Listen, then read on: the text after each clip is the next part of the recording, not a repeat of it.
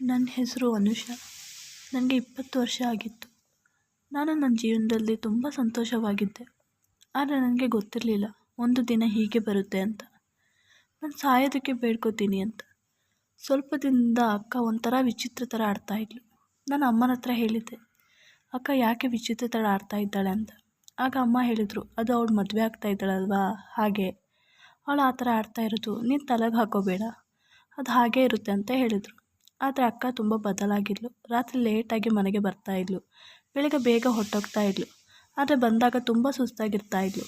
ಆಗ ಅಮ್ಮ ಹೇಳ್ತಾಯಿದ್ರು, ಶಾಪಿಂಗ್ ಅದು ಇದು ಮಾಡಿ ಸುಸ್ತಾಗಿರುತ್ತೆ, ಪಾಪ ಎಲ್ಲ ಅವಳೇ ನೋಡ್ಕೋತಿದ್ದಾಳೆ, ನೀನಂತೂ ಚಿಕ್ಕವಳು, ಮತ್ತು ನಿಮಗೆ ಅಣ್ಣ ತಮ್ಮನೂ ಇಲ್ಲ, ಇದೆಲ್ಲ ನೋಡಲು ಪಾಪ ಎಲ್ಲ ಜವಾಬ್ದಾರಿ ಅವಳ ತಲೆ ಮೇಲಿದೆ. ನನಗೆ ಅವಳನ್ನು ನೋಡಿ ಬೇರೆ ಏನೋ ಇದೆ ಅನ್ನಿಸ್ತಾ ಇತ್ತು. ಆದರೆ ಅಮ್ಮ ನನಗೆ ಆ ಥರ ಹೇಳಿದ್ದನ್ನು ಕೇಳಿ ನನ್ನ ಪಾಪ ಅಕ್ಕ ಇಷ್ಟು ಕಷ್ಟಪಡ್ತಾ ಇದ್ದಾಳೆ, ಮುಂದೆ ಮದುವೆಯಾಗಿ ಒಳ್ಳೆ ಗಂಡನ ಮನೆ ಸಿಗಲಿ ಅಂತ ದೇವ್ರ ಹತ್ರ ಬೇಡ್ಕೋತಿದ್ದೆ. ಆದರೆ ನನಗೆ ಗೊತ್ತಿರಲಿಲ್ಲ ನನ್ನ ಅಕ್ಕ ಇಷ್ಟು ದೊಡ್ಡ ಸಂಕಟಕ್ಕೆ ಸಿಲುಕಿದ್ದಾಳೆ ಅಂತ. ಅದು ಅದರಿಂದ ಹೊರಗಡೆ ಬರಲು ತುಂಬ ಕಷ್ಟ ಆಗುತ್ತೆ ಅಂತ. ದಿನಗಳು ಹೀಗೆ ಕಳೀತಾ ಇತ್ತು. ಮದುವೆ ಬೇರೆ ಹತ್ತಿರ ಬರ್ತಾಯಿತ್ತು. ಮನೆಗೆ ಸ್ವಲ್ಪ ಸ್ವಲ್ಪ ಸಾಮಾನುಗಳು ಬರ್ತಾಯಿದ್ವು. ನನಗೂ ಅನ್ನಿಸ್ತು ಅಕ್ಕ ಮದುವೆ ತಯಾರಿಯಲ್ಲೇ ಬ್ಯುಸಿ ಇರೋದು, ನಾನು ಸುಮ್ಮನೆ ಏನೆಲ್ಲ ಯೋಚನೆ ಮಾಡಿದೆ ಅಂತ. ಆದರೆ ನಾನು ತಪ್ಪಾಗಿರಲಿಲ್ಲ. ಅವತ್ತು ಭಾನುವಾರ ಆಗಿತ್ತು. ಅಕ್ಕನ ಗಂಡನ ಮನೆಯವರು ಶಾಸ್ತ್ರ ಇದೆ ಅಂತ ಮನೆಗೆ ಬರ್ತಾಯಿದ್ರು. ಆದರೆ ಅಕ್ಕ ಬೆಳಿಗ್ಗೆನೇ ಎದ್ದು ರೆಡಿಯಾಗಿ ಎಲ್ಲಿಗೋ ಹೋಗೋ ತಯಾರಿಯಲ್ಲಿದ್ಲು.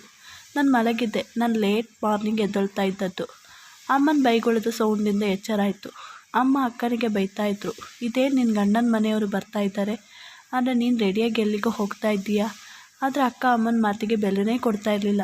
ಅವಳ ಅಮ್ಮ ಹೇಳ್ತಾಯಿದ್ರು ಮೇಕಪ್ ಮಾಡೋ ಬ್ಯುಸಿಯಲ್ಲಿದ್ಲು. ಆಗ ನನಗೆ ಕೋಪ ಬಂತು. ಮತ್ತೆ ಹೇಳಿದೆ, ಅಕ್ಕ ಅಮ್ಮ ಹೇಳ್ತಿರೋದು ಸರಿ ಇದೆ, ರಾಘವಣ್ಣ ಮತ್ತು ಫ್ಯಾಮಿಲಿ ಬರ್ತಾ ಇದ್ದಾರೆ, ಅದು ನಿನ್ನ ಜೊತೆ ಶಾಸ್ತ್ರ ಮಾಡೋಕ್ಕೆ, ನಿನ್ನ ಬಗ್ಗೆ ಕೇಳ್ತಾರೆ, ನೀನಿಲ್ಲ ಅಂದರೆ ಸರಿಯಾಗಲ್ಲ, ನೀನು ಹೋಗಬೇಡ ಅಂದೆ. ನನ್ನ ಮಾತು ಕೇಳಿ ಅಕ್ಕ ನನ್ನ ಕೋಪದಿಂದ ನೋಡಿದ್ಲು. ಹೇಳಿದ್ಲು, ಮದುವೆಗೆ ಚಿನ್ನ ಮತ್ತು ವರದಕ್ಷಿಣೆ ಬೇಕು ಅಂದರೆ ನಾನು ಹೋಗಲೇಬೇಕು. ಅಮ್ಮ ನೀನೇನಾದರೂ ಹೇಳಿ ಮ್ಯಾನೇಜ್ ಮಾಡು.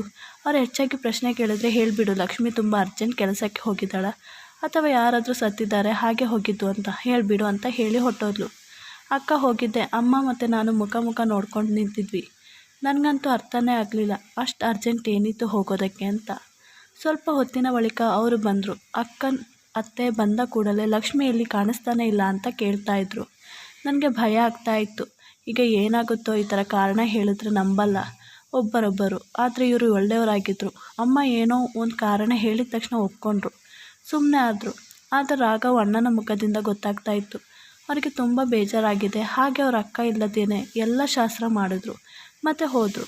ನಾನು ಅಂದ್ಕೊಂಡೆ ಅಕ್ಕನಿಗೆ ಹೇಳಬೇಕು, ರಾಘವ್ ಅಣ್ಣನಿಗೆ ತುಂಬ ಬೇಜಾರಾಗಿದೆ, ಸ್ವಲ್ಪ ಫೋನ್ನಲ್ಲಿ ಮಾತಾಡಿ ಮನವೊಲಿಸು ಅಂತ.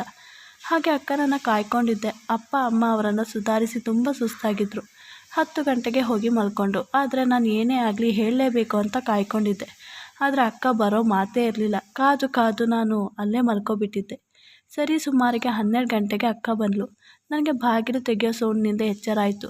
ಎದ್ದು ನೋಡಿದೆ, ಆದರೆ ಅಕ್ಕ ತುಂಬ ಸುಸ್ತಾಗಿದ್ಲು. ಅವಳಿಗೆ ಸರಿಯಾಗಿ ನಡೆಯೋಕ್ಕೂ ಆಗ್ತಾ ಇರಲಿಲ್ಲ. ನಾನು ಬೇಗ ಹೋಗಿ ಹಿಡ್ಕೊಂಡು ಕೂರಿಸಿ ಕುಡಿಯಲು ನೀರು ಕೊಟ್ಟೆ. ಅವಳು ಕುಡಿದು ಅಲ್ಲೇ ಮಲ್ಕೊಬಿಟ್ಲು. ನನಗೆ ಅವಳನ್ನು ಹಾಗೆ ನೋಡಿ ಬೇಜಾರಾಯಿತು. ನಾನು ಅಂದ್ಕೊಂಡೆ ಅವಳು ಈಗೀಗ ಯಾವ ಕೆಲಸಕ್ಕೆ ಹೋಗ್ತಾ ಇದ್ದಾಳೋ, ಅದು ಇಷ್ಟು ಕಷ್ಟದ್ದು, ಒಂದು ದಿನ ರಜೆ ಸಿಗ್ತಿರೋದು. ನಾನು ಹೇಳಿದೆ, ಇವತ್ತು ನಿನ್ನ ಗಂಡನ ಮನೆಯಿಂದ ಎಲ್ಲರೂ ಬಂದಿದ್ದರು, ನಿನ್ನ ಬಗ್ಗೆ ಕೇಳ್ತಾ ಇದ್ರು ಅಂತ. ನಾನು ಅವರ ಬಗ್ಗೆ ಹೇಳ್ತಾ ಇದ್ದೆ. ಆದರೆ ಅಕ್ಕ ಗಾಢ ನಿದ್ದೆಗೆ ಹೋಗಿಬಿಟ್ಟಿದ್ಲು. ನಾನು ಅವಳು ಮಲಗಿದ್ದಾಗಲೆಲ್ಲ ಬೆಳಿಗ್ಗೆ ಹೇಳೋಣ, ಹೋಗಿ ಮಲ್ಕೊಳ್ಳೋಣ ಅಂತ ಹೋಗಿ ಮಲ್ಕೊಂಡೆ. ನಾನು ಅವರ ಪಕ್ಕ ಹೋಗಿ ಮಲ್ಕೊಂಡೆ. ಆದರೆ ಅಕ್ಕನ ಬಟ್ಟೆಯಲ್ಲಿ ಒಂಥರ ಸ್ಮೆಲ್ ಬರ್ತಾಯಿತ್ತು. ಅದು ನಾನು ಆ ಕಡೆ ತಿರ್ಕೊಂಡು ಮಲ್ಕೊಬಿಟ್ಟೆ. ಬೆಳಗ್ಗೆ ಎಚ್ಚರವಾದಾಗ ನೋಡ್ತೀನಿ ಅಕ್ಕನ ರೂಮಲ್ಲಿ ಇರಲಿಲ್ಲ.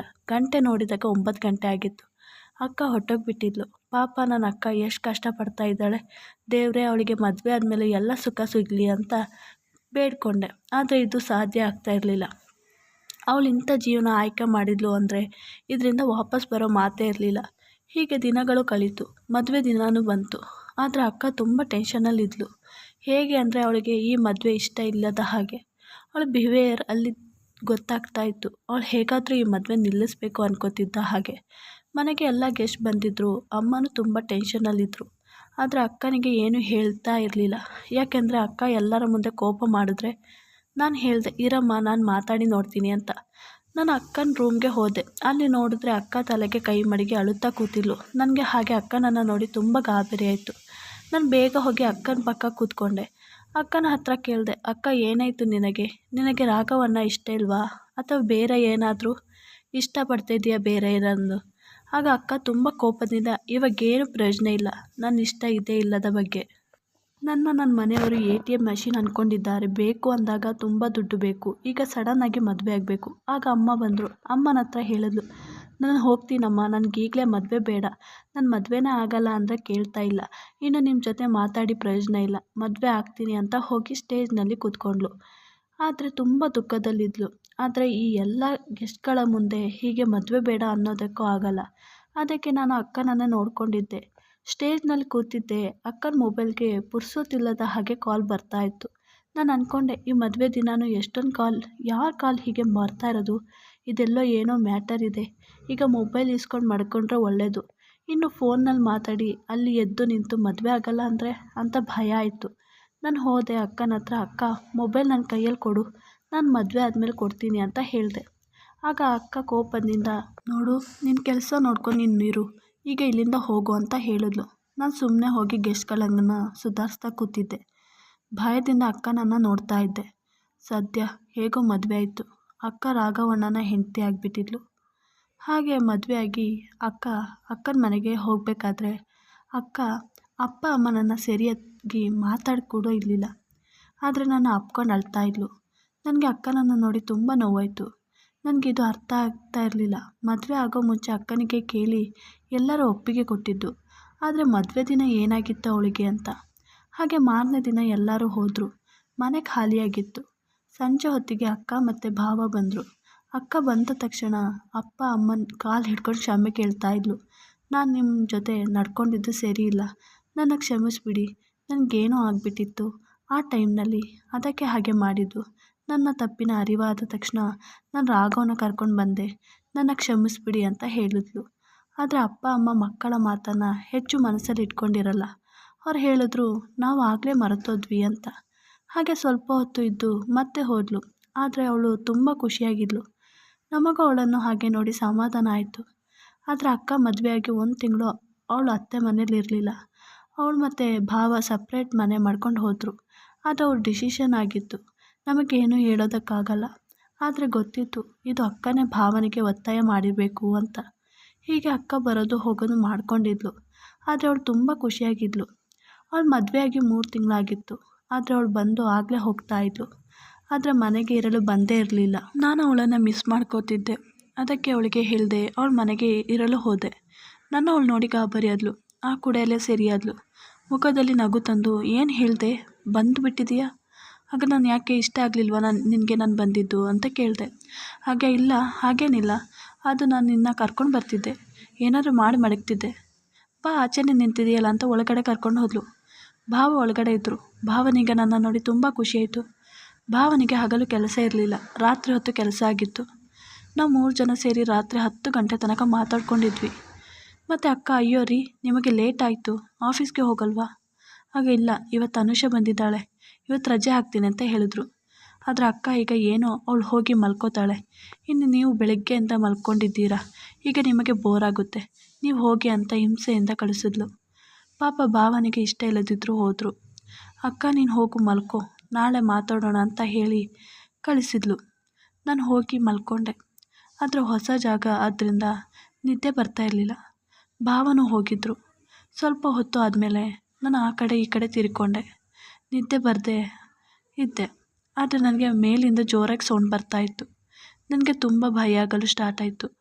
ಹೋಗಿ ಅಕ್ಕನ ಹತ್ರ ಮಲ್ಕೊಳ್ಳ ಅಂತ ಅಂದ್ಕೊಂಡೆ. ಆದರೆ ಅಕ್ಕ ಮಲಗಿದ್ರೆ ಅಂತ ಸುಮ್ಮನೆ ಮಲ್ಕೊಂಡೆ. ಮಾರನೇ ದಿನ ಲೇಟಾಗಿ ಎದ್ದೆ.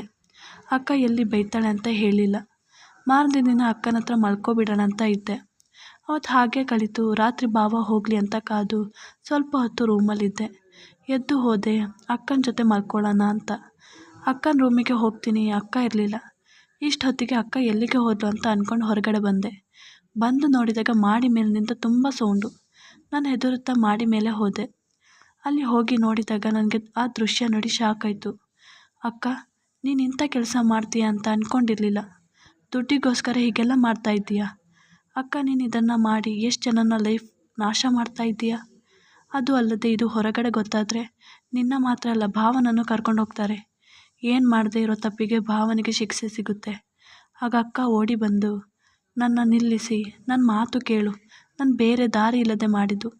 ಅಷ್ಟು ಕಷ್ಟ ಏನಿತ್ತು ಇಂಥ ಕೆಲಸ ಮಾಡೋಕ್ಕೆ? ಅದು ನಾನು ಮೊದಲು ಹೋಟೆಲ್ನಲ್ಲಿ ಸಪ್ಲೈ ಮಾಡುವ ಕೆಲಸ ಮಾಡ್ತಾಯಿದ್ದೆ. ಆಗ ಅಲ್ಲಿ ಎಷ್ಟು ಅಂತ ಸಂಬಳ ಕೊಡ್ತಾರೆ. ಆದರೆ ಮನೇಲಿ ಅಪ್ಪ ಅಮ್ಮ ಸಂಘದಲ್ಲಿ ಅಲ್ಲಿ ಇಲ್ಲಿ ಸಾಲ ಮಾಡಿದರು. ನಿನ್ನ ಕಾಲೇಜ್ ಕೂಡ ಫೀಸ್ ಕೂಡ ಇರಬೇಕಿತ್ತು. ನನ್ನ ತಲೆಗೆ ಬಂದುಬಿಟ್ಟಿತ್ತು ಎಲ್ಲ. ಅಪ್ಪ ಕೆಲಸ ಮಾಡೋದು ಬಾಡಿಗೆಗೆ ಸರಿಯಾಗ್ತಾಯಿತ್ತು. ನನ್ನ ಫ್ರೆಂಡ್ ಕೂಡ ದುಡ್ಡಿಗೆ ಹೀಗೆ ಪರದಾಡ್ತಾ ಇದ್ದ.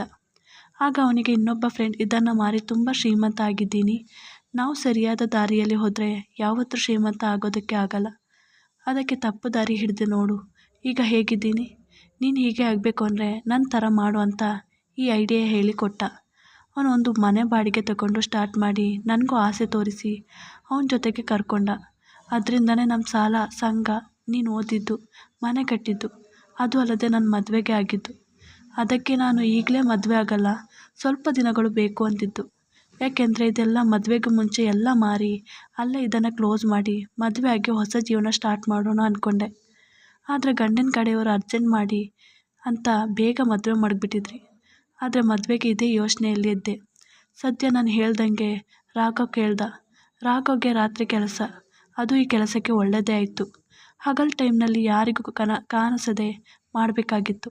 ಆದರೆ ಈ ಕೆಲಸ ರಾತ್ರಿ ಮಾಡಿದ್ರೆ ಒಳ್ಳೆಯದಾಗಿತ್ತು. ನಾನು ಬೇರೆ ಮನೆ ಮಾಡಲು ಒತ್ತಾಯ ಮಾಡಿದೆ.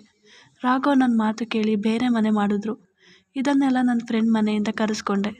ಅದು ಸ್ವಲ್ಪ ದಿನಕ್ಕೆ ಅವನು ನನಗೋಸ್ಕರ ಮಡಗಿದ್ದ. ಇಷ್ಟನಾ? ಇನ್ನು ಸ್ವಲ್ಪ ದಿನದಲ್ಲಿ ನನ್ನ ಫ್ರೆಂಡ್ಗೆ ಮಾರಿ ಖಾಲಿ ಮಾಡಿಬಿಡ್ತೀನಿ, ಇದನ್ನು ಯಾರಿಗೂ ಹೇಳಬೇಡ. ಆಗ ಅಕ್ಕ, ನೀನು ಗಾಂಜಾದ ಗಿಡಗಳನ್ನು ಬೆಳೆಸಿ ಅದನ್ನು ಒಣಗಿಸಿ ದುಡ್ಡಿಗೋಸ್ಕರ ಎಷ್ಟು ಗಂಡ ಮಕ್ಕಳನ್ನು ಜೀವನ ಹಾಳು ಮಾಡ್ತಾ ಇದ್ದೀಯ. ಆದರೆ ಅವ್ರ ಹೆಂಡತಿ, ತಾಯಿ, ಮಕ್ಕಳ ಶಾಪ ಸುಮ್ಮನೆ ಬಿಡಲ್ಲ. ನನಗೆ ಈ ಮನೆಯಲ್ಲಿ ಒಂದು ಕ್ಷಣನೂ ಇರೋದಕ್ಕಾಗಲ್ಲ. ಆದರೆ ನೀನು ಗ್ರೇಟ್, ಭಾವನಿಗೆ ಗೊತ್ತಾಗದೆ ಮಾಡ್ತಾ ಇದ್ದೀಯಲ್ಲ. ಹಾಗಾದರೆ ಭಾವ ನಿನ್ನ ಮೇಲೆ ಎಷ್ಟು ನಂಬಿಕೆ ಇಟ್ಕೊಂಡಿದ್ದಾರೆ ನೋಡು. ಆದರೆ ಅಕ್ಕನಿಗೆ ಪ್ರಾಯಶ್ಚಿತ ಆಗಿ ಎಲ್ಲ ನನ್ನ ಕಣ್ಣೆದುರು ಸುಟ್ಟು ಹಾಕಿದ್ಲು. ನನ್ನ ಜೊತೆ ಕ್ಷಮೆ ಕೇಳಿದ್ಲು. ಆದರೆ ನನಗೆ ನನ್ನ ಅಪ್ಪ ಅಮ್ಮನ ಮೇಲೆ ತುಂಬ ಕೋಪ ಬಂತು. ದುಡ್ಡಿಗೋಸ್ಕರ ಮಗಳು ಏನು ಮಾಡ್ತಾ ಇದ್ದಾಳೆ, ಎಲ್ಲಿಂದ ದುಡ್ಡು ತರ್ತಾ ಇದ್ದಾಳೆ ಅಂತ ಅನ್ವೇಷಣೆ ಮಾಡಿದೆ. ಅವಳು ಕೊಟ್ಟ ಹಾಗೆ ಎಲ್ಲ ಇಸ್ಕೊಂಡು ಜಾಲಿ ಮಾಡಿದ್ರು. ಆದರೆ ಅವಳು ಯಾವ ರಸ್ತೆಯಲ್ಲಿ ಹೋಗ್ತಾ ಇದ್ದಾಳೆ ಅಂತ ಒಂದು ಸಲನೂ ನೋಡಲಿಲ್ಲ. ಆದರೆ ನಾನು ಅಕ್ಕನಿಗೆ ಕ್ಷಮಿಸಿದೆ, ಏಕೆಂದರೆ ಅವಳು ನಮಗೋಸ್ಕರ ಕಷ್ಟಪಟ್ಟಿದ್ದು ಅಂತ. ಈ ವಿಡಿಯೋ ಇಷ್ಟವಾದಲ್ಲಿ ಪ್ಲೀಸ್ ನನ್ನ ಚಾನಲ್ನ ಲೈಕ್ ಆ್ಯಂಡ್ ಸಬ್ಸ್ಕ್ರೈಬ್ ಮಾಡಿ.